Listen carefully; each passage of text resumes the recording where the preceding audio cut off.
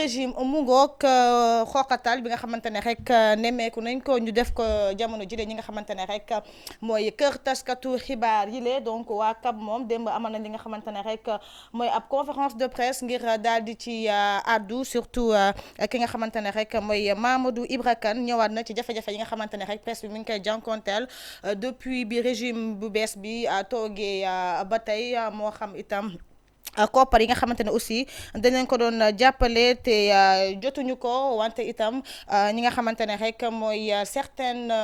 boîtes yoo xamante ne rek elles sont jugées non conformes ba rek ñu daal di leen wax ngir ñu daal di tëj li ni mel daal métti na leen lool moo tax ci lu yàggul dara d'ici des semaines à venir la CAP daal di nay rek annoncé ni dina organiser ab sitting ci buntu ministère de la communication alors keneen ku àddu ci jafe-jafe yi nga xamante ne rek presse bi jamono jile mi ngi koy daal di jànkonteel di kuréel bi donc di Amnesty International en tout cas Sénégal mais en garde le régime démb itam ñoom ileem daal dinañ ñoom Seydi Gassama bien sûr daal dinañ génnee li nga xamante ne rek mooy ab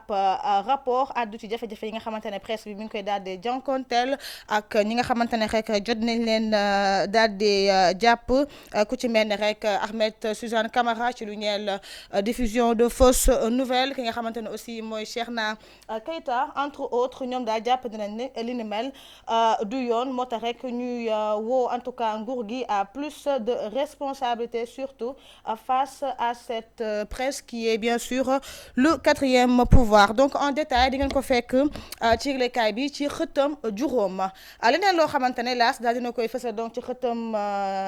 juróom benn ngeen mën ko ci daal dee fekk alternance à l'AFP Niass le dernier mohican il n'est plus question que l'AFP soit remorqué par d'autres partis politiques en tout cas duñu jàppandi rek duñu bàyyeeti en tout cas parti bi di AFP yeneen parti rek politique du ko daal di yóbbu d'autant que ci lu yàggul dara ñoom daal dinañ tabb li nga xamante ne rek mooy njiit bu bees di Mbaye Dione donc ci xëtu juróom benn di ngeen ko ci daal di fekk wante itam ci AFP boobu ba tey la ñu daal di desandi ci xëtam ñeent démb ñu ngi invité woon ci émission jotaay laas ki nga xamante ne rek mooy seen porte parole alors daal dinay àddu rek ci diggante AFP ak coalition Jàmm ak Njariñ bu Amadou Ba donc l'AFP lâche l'ancien PM Amadou Ba jàppandi nañ rek ñoom ñaar en tout cas seen coalition bu ñu amaloon législative yi kese moo ko taxoon jug te li ni mel donc daal dinay dakk donc mu mel ni rek lay AFP day demal boppam en tout cas en détail di ngeen ko fekk à la page 4 de votre journal wàllub wérgu yaram ci yëglekaay bi juróom-ñaar revue annuelle conjointe d'Irak les maux de la santé ausculter son bulletin mu ngoog jafe-jafe yi nga xamante ne ñu ngi koy jànkonteel en tout cas ci secteur santé bi lee mu mel ni rek def nañ ab rak boo xamante ne rek jëwriñ bi daal dina ci indi ay mbir ay wax yu am solo ak mbëbëtam yi nga xamante ne rek fas yéene na ko amal ci atub 2025 ci lu ñeel lekk wàllub santé bi fii nii ci Sénégal moom Ibrahima Sy donc ci xëtu juróom-ñaaru yëglekaay bi aussi di ngeen ko fekk en détail ci laas itam li nga xamante ne rek moo soxal nawetu ren wile opération pré-hivernage donc 2025 l'État et les gros risques d'inondation mu ngoog en tout cas ki nga xamante ne rek mooy jëriñ bi ñu dénk wàllub assainissement di Cheikh Tidiane Dièye daal na teg ab programme rek ngir waajal li nga xamante ne mooy suñu nawet donc ci xëtu ñett aussi bu yëglekaay bi dañ ko ci fekk en détail alors foofee ci AIBD ci page 6 yëglekaay bi les travailleurs de Teranga Sûreté aéroportuaire dans le désarroi mu ngoog ñi nga xamante ne rek ñu liggéey foofee ci AIBD ci fi nga xamante ne rek mooy Teranga Sûreté aéroportuaire ñëw nañ ci jafe-jafe yi nga xamante ne moom la ñuy daal di jànkonteel moo xam li ni donc di seen payoor yu leen doyul yoo xam ne bëriwul en tout cas ci ñoom ci nuñ ko daal di waxee wante itam couverture maladie yu ñu amul ak yeneen jafe-jafe yoo xamante daal ñu ngi woo nguur gi ngir mu daal di leen ci gestu bu baax a baax ci xëtu juróom-benn bu yëglekaay yu 3M communication itam dinañ ko ci fekk en détail ñu tabb ci beneen yëglekaay yu donc ki nga xamante ne mooy Madiambal Diagne di le quotidien alors le quotidien moom daal di nay àddu rek ci 1er mai bi nga xamante ne ëllëg ci alxames bi lay daal di am incha allah donc ñëw nañ rek ci licenciement maanaam dàq yi nga xamante ne rek jusque là nemmeeku nañ ko ci régime Diomaye Sonko le 1er mai amer donc mai METS comme un plat quoi le premier plat amer mu ngoog les drames insoutenables des déflatés et de leurs familles Boubacar Fall coordonnateur du RTS moom nee na ce 1er mai est un deuil collectif jàpp na rek 1er mai bi la ab deuil collectif la ndaxte gis nañ rek ñu bëri en tout cas liggéey ci certaines entreprises de la presse ñu bëri rek en tout cas dañ leen jot licencié en tout cas aux pages 6 et 7 de votre journal Le Quotidien da ngeen ko ci daal di fekk ñëwaat nañ ci li nga xamante ne rek mooy asphyxie financière bi presse bi di jànkonteel, fermeture d'organes de presse, la presse donc face au monstre, succession de Abdoul Mbaye, des responsables de Thiès contre le choix donc de Ibrahima Thiam mu mel ni rek responsable ACT yu nekk foofee ca Thiès ànduñu ci choix bi nga xamante ne rek daal dinañ koy def Ibrahima Thiam ngir mu daal di wuutu Abdoul Mbaye donc ci bile parti en tout cas loolu la yëglekaay bi xamle ci xëtam juróom ñu tàbbi ci beneen yëglekaay di Les Échos itam ñëw na ci jafe-jafe yi nga xamante ne rek voilà ñu ngi koy jànkonteel en tout cas ci presse bi la presse prête à faire face à cette forfaiture des avocats commis pour accompagner les entreprises victimes teg nañ en tout cas ay avocats yoo xamante ne rek dinañ jompandi les entreprises victimes yi nga xamante ne rek wax nañ leen ñu aye tere li nga xamante ne mooy publication wala sax diffusion à travers bien sûr li nga xamante ne rek mooy les canaux. Alors dépôt individuel le même jour de recours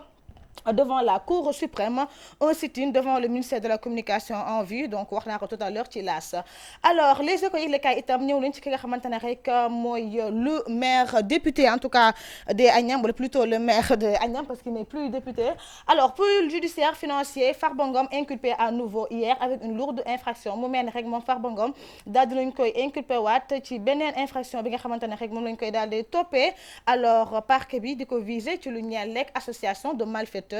en bande criminelle organisée. Procureur n'a pas requis un autre mandat de dépôt. Un de ses avocats en rogne. Les faits et le montant sont les mêmes. Il n'y a rien mu ngoog en tout cas mu nekk lu doy waar ci xëtu juróom yëglekaay bi dañ ko ci daal di fekk wante beneen yëglekaay daal na ci desandi muy du groupe Futur Média di l'Observateur mu ngoog la main lourde du juge Farba Ngom. Le maire des Agnam a été de nouveau inculpé par le président du collège des juges d'instruction. Selon l'accusation, il aurait acquis, dissimulé, transféré, détenu ou utilisé des biens issus d'un crime ou d'un délit. Donc bokk na ci li nga xamante ne daal président collège d'instruction bi mu ngi koy daal di toppee rek mooy moom mi la rek dafa daal di jël wala rek yor wala utiliser en tout cas wala sax en tout cas transférer li nga xamante ne ay moomeel yoo xamante ne daal anam ñu ngi ko amee délit la. crime la loolu la yëglekaay bi di xamle. Alors li ni mel nag bu ñu sukkandikoo ci juge d'instruction Idrissa Diarra mi ngi am ci diggante 2020 jàpp 2024. Les minutes d'un face à face éclair entre le député maire et le magistrat instructeur ñëw nañ donc ci face à face bi xam ne doxoon na ci moom bi ak magistrat instructeur bi les bandes criminelles organisées, les convocations de Amadou Sall, Ndeye Seynabou Ndiaye et Abdou Karim Mbacké qui font déjà trembler. Donc ñoom fësal nañ date yi nga xamante ne ci lañu war a jànkonteel ki nga xamante ne donc mooy juge bi mu nekk lu doy waar loo xamante ne aussi en détail di ngeen ko fekk ci xëtu juróom-ñaar bu yëglekaay groupe Futurs Médias de l'Observateur. Alors l'Observateur itam daal dinay àddu ci li nga xamante ne rek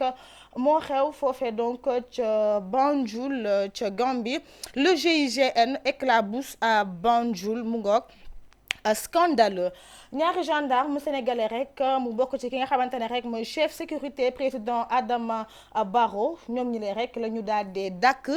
ca palais foofee donc bu Gambie donc du palais gambien. Alors ñoom ñi leen di toppee daal mooy dañ doon jël li nga xamante ne rek mooy ay dund yu nekk foofee ca State House ñu koy daal di jaayaat ci marché bile. Numéro commerçant yooyu noonu ñu ko doon jaay nag daal dinañ leen koy gis plutôt ci li nga xamante ne donc mooy seen ay téléphone. Ginnaaw loolee rek la leen gendarmerie nationale daal di leen rek radié maanaam daal di leen dàkk kenn ci ñoom nag pour rek en tout cas justifier li ni mel nee na rek da ko daal di def ci ndigalu ki nga xamante ne donc mooy son supérieur hiérarchique mu ngoog ki nga xamante ne nag mooy porte-parole lu gendarmerie bile yëglekaay bi bëggoon na am réaction am ci li ni mel wante jot nañ ko donc je pense depuis hier mardi mu nekk lu doy waar loo xamante ne daal en grosso modo 2 gendarmes sénégalais yi daal dina leen radier ci li nga xamante ne rek mooy la gendarmerie sénégalaise ginnaaw rek li nga xamante ne mooy dund yu ñu doon jaay ci marché bi te li ni mel dañ ko doon en tout cas daal di sàcc bu ñu sukkandikoo en tout cas ci yëglekaay bile ñëw nañ ci affaire na dugg les minutes de l'audition de Mia Guissé à la cybersécurité mu ngoog ginnaaw rek plainte bi nga xamante ne Jamra donc Mame Mactar Gueye bu Jamra daal di koy teg ci ndondam moom Mia Guissé daal di nier toute volonté de provocation provoqué taxu ko woon daal di jug en tout cas lu ñu ci mënti jàppandi rek mooy mujj na dellu këram donc dinañ ko fekk ci yëglekaay l'Observateur bi lee Libération ñëw ci beneen li nga xamante ne rek mooy fraude on va dire boo xamante ne rek daal dina am foofee donc au niveau du Trésor business autour de chèques frauduleux du Trésor. La DIC frappe encore au cœur de la mafia chef d'entreprise Makhtar Seye ay atam toll ci ñeent fukk ak juróom-ñaar ak benn agent recouvrement du trésor di Omar Ba moom atam toll ci ñeent fukki at la ñu daal di teg loxo la taaj leen di déféré ci lu ñeel wàllu association de malfaiteurs escroquerie faux et usage de faux en écriture publique et blanchiment de capitaux maanaam rek ci lu ñeel en tout cas wàllub luubal alors li ni mel nag mu mel ni rek ab deal ci diggante ñaari homme d'affaires ci lu ñeel benn encaissement bu ñu amal ci atub 2023 décembre 2023 chèque boobee nag chèque gu trésor boobu daal di toll ci lu tollook 500 millions de francs CFA en contrepartie d'une commission de 40% au cœur de l'enquête mu ngoog Makhtar Seye qui se prévalait d'accointance au trésor imitait au téléphone la voix du trésorier général alors qu'Omar Ba avait émis le chèque frauduleux mu ngoog kii moom bu defee li nga xamante ne mooy chèque bile ñii dañuy falsifier li nga xamante ne rek mooy signature yile keneen ki moom day rek imiter ki nga xamante ne rek mooy baatu trésorier général bile ngir rek en tout cas def seen ñaawteef yooyee mu nekk lu doy waar loo xamante ne Libération daal dina koy fësal ci xëtam ñeent aussi ngeen mën ko fekk en détail Walf Quotidien di ngeen ci fekk ki nga xamante ne rek njiitu ASER donc di Jean-Michel Sène alors waa Walf daal dinañ def waxtaan bu am solo ak moom nee na nous sommes dans l'action et non dans le bavardage ñoom ñi ngi ci liggéey mais nekkuñu ci li nga xamante ne rek mooy ay wax donc ci entretien bi aux pages 6 et 7 di ngeen ko ci daal di fekk moom Jean-Michel Sène du directeur donc ASER Thierno Alassane Sall est dans son jeu favori donc àdduna rek ci li nga xamante ne mooy Thierno Alassane Sall en tout cas bu République des Valeurs détourner le regard des Sénégalais sur les urgences donc et enjeux cruciaux du moment donc moom mi lee moo ko daal di wax moom Thierno Alassane Sall il n'y a jamais eu de scandale à l'ASER sous ma direction moom jàppandi ne rek depuis bi mu yoree direction ASER benn scandale amu fa moom Jean-Michel Sène ay kàddoom la ñëw na itam ci différent bi dox ci diggante AAE Pao Espagne ak AAE Pao Sénégal donc nee na donc avant tout c'est une affaire entre deux privés que l'on a cherché médiocrement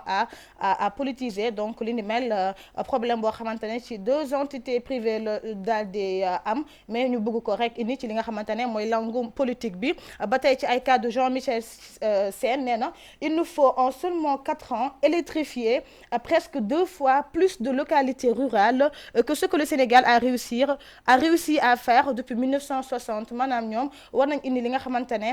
courant ci ñeent at yi nga xamante ne moo leen daal di dese ci yenn gox-goxaat yu gën a reculer en tout cas ci Sénégal depuis rek bi ñu jëlee suñu indépendance donc de 1960 pardon j'invite le parquet financier à s'intéresser au dossier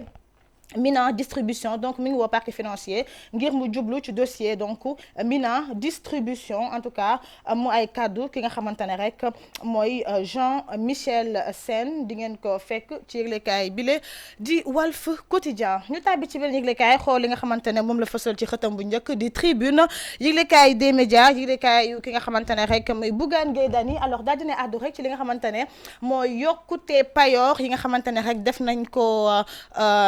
ñi nga xamante ne ñooy liggéey ci kër yi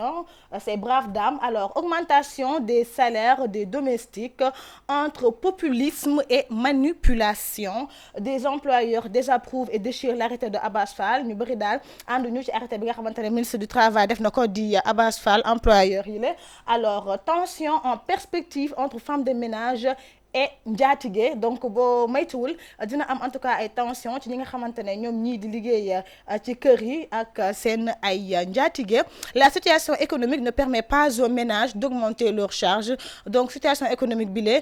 mayu leen ñoom ñi leen en tout cas ñu yokk li nga xamante ne rek mooy seen ay charges. Jàngat boobu la yëglekaay bi lee def ci xëtam juróom ngeen mën ko ci fekk. Procédure abusive, comment un cadre de Gëm Sa Bopp a été licencié injustement à AGETIP. mu ngoog sama xarit bi j'ai oublié son nom, donc ñoo nekkoon promotionnaire foofee au niveau de l'ISEC. mu mel ne rek dañ ko daal di dàq injustement foofee ca AGETIP. Alors en détail en tout cas li ko waral di ngeen ko fekk ci yëglekaay bi ci xëtam juróom. Alors ñëwaat nañ ci li nga xamante ne mooy CAP, wante ñëw nañ ci li nga xamante ne rek moo xew foofee ci cité Atepa. Une scène amicale de lutte vire au drame à la cité Atepa. mu ngoog pour un statut sur WhatsApp il tue son ami. li moom doy na waa di benn statut WhatsApp rek moo tax xale bu góor bi daal dee faat bakkanu ki nga xamante ne rek mooy xaritam. Alors ki ñàkk bakkanam du wuyoo ci turu MW, en tout cas dañ ko abrégé ginnaaw bu mu gagné combat amical de lutte. Donc li nga xamante ne rek benn combat lu ñeel ak wàllub bëre foofee ca plage ci la daal di posté li nga xamante ne mooy ab vidéo. Alors bi ko xaritam bi waxee ngir mu supprimer boobee statut moom mi la rek dafa daal dee bañ. moo tax rek ki nga xamante ne mooy FS ki faat bakkan waa joojee da ko rek assommé ak benn vase en argile. mu ngoog xeex daal dee dox seen diggante. ginnaaw loolee la daal dee jël ab paaka daal di ko koy en tout cas daal di ko koy jam. Voilà, j'y arrive. Donc près de la clavicule droite. mu ngoog ba moomilee mu daal di si mujj ñàkk bakkanam. mu nekk lu doy waar lépp ci dindil statut WhatsApp ci vidéo boobee maa bañ. Alors li ni mel donc tax ba mu daal di def jéeyo boobee. Donc c'est vraiment triste. C'était Atepa la xewee ci xëtu juróom benn yëglekaay bi le di Tribune. di ngeen ko si fekk en détail. ñu ndax keppee ak lu ñeel wàllu sport ak point actu sport. Ligue des champions, Paris Saint-Germain réalise un gros coup sur la pelouse d'Arsenal. mu ngoog xam naa Thierno après dina ma expliquer match bi nu mu demee. démb la woon Paris Saint-Germain mu mel ni rek moo jël raw gàddu gile. ASC Champions League, Mendy et Al Ahly en finale après leur victoire contre Al Hilal. Donc mu mel ni rek ci lu ñeel AFC Champions League bile Mendy ak Al Ahly ñoom ñu lee qualifié nañ finale ginnaaw rek ndam bi nga xamante ne rek am nañ ko ci équipe bile di Al Hilal. mu ngoog di ngeen ko fekk donc ci yëglekaay bile di point actu sport. Je pense que c'est le dernier journal donc qui met fin à cette revue des titres. mu ngoog donc merci beaucoup à ki nga xamante ne mooy Thierno Ba qui est au niveau de la régie. di ko jaajëfal bu baax a baax. di jaajëfal bu baax aussi tous les internautes qui étaient scotchés c'est-à-dire li nga xamante ne rek mooy seen ay revue des titres. Alors wéy leen duñu topp à travers tous nos canaux de communication wante itam di abonné wu cliquer ci cloche notification bi.